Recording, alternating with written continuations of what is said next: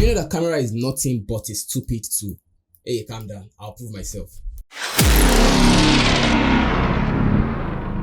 Hey guys, Praise Clef here, and you're welcome to Tech Tidbits. And today I'll be talking about cameras and creatives. And before we do that, I want you to do something very simple for me.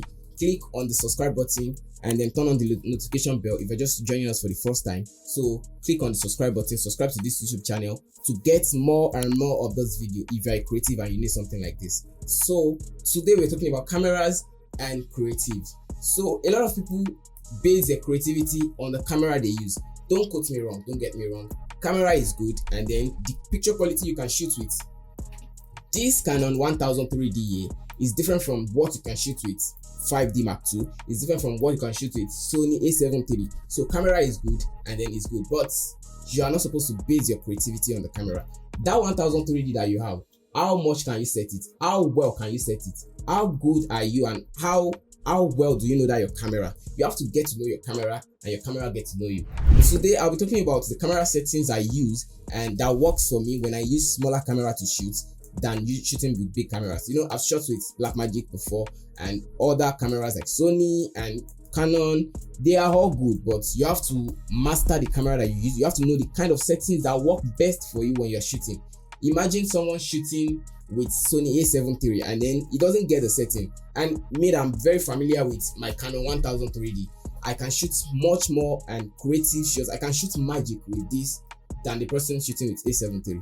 I'll be talking about things to consider when you are shooting. If you want to shoot with a low level camera, let me say entry level camera. If you want to shoot with entry level camera, there are things to consider. Number one thing is that you have to consider your set, like your set, your design, everything, your background, and everything like that. So number two, the second thing you have to consider is your light setup. Some people know how to set their camera, but the light is giving them issue. So if you don't know how to set your light very well, that means you shoot nonsense and you'll not be happy with what you're shooting. And number four is your camera setting. It's very, very important. Your camera setting is very important. If you have everything right and your camera setting is wrong, your video will be wrong and your content will be wrong. Your production will be wrong. And I don't want it to be wrong yourself. You have to know the kind of lens you're using. If you want to shoot a close-up, know the kind of lens that is good for close-up, and then if you want to shoot wide, know the kind of lens that is good for wide. For instance, I want to shoot close-up. I love taking close-up with this camera here because details, you can do a lot of things with details. And shooting with this camera, this is the follow-come lens for this camera, and this is kit lens, and this is Canon EFS 18 to 55mm. And I'm sure that most of us are very familiar with this lens because it's a very follow-come lens and it's a kit lens.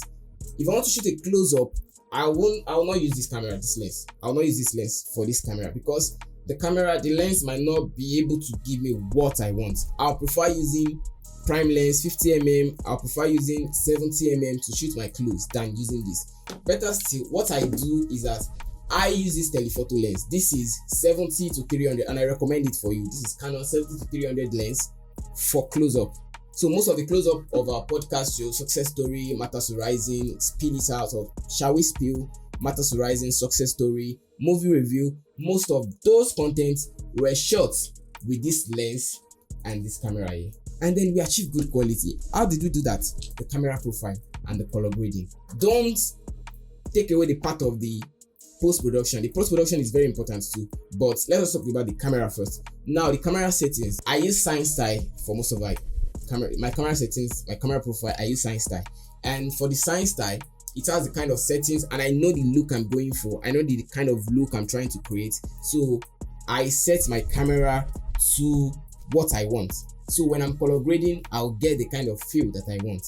Let me say I want to start a content now and I don't have the money for Sony A7 III, but I have the money for 1000 3D. This should be around 300,000 or 250,000 right now. So let's say I have the money for this. How well can I use this to achieve good quality and then good content that people will like? So camera is good, but don't base your creativity on camera. The camera should depend on you, not you depending on the camera. TJ Murray says something, I quote, that camera is nothing but a stupid tool. The creativity is you. This will be the end of this episode. If you've not subscribed to this channel, please do so to get more notifications about content like this. And if you've not followed us on our social media platform, follow us on Instagram and TikTok at Blackpoint Entertainment. Follow us on Facebook as Blackpoint Entertainment, and then subscribe to our YouTube channel to get more of this. Click on the notification bell like the video, share it to people that need to see this, share it to your cinematographer, share it to your photographer friend, and then share it to the people, your team that you want. Okay, you know that you don't have money for big camera, but you want to shoot something great. Share it to them so that they can like it and they can learn something from it. It doesn't bite. Thank you.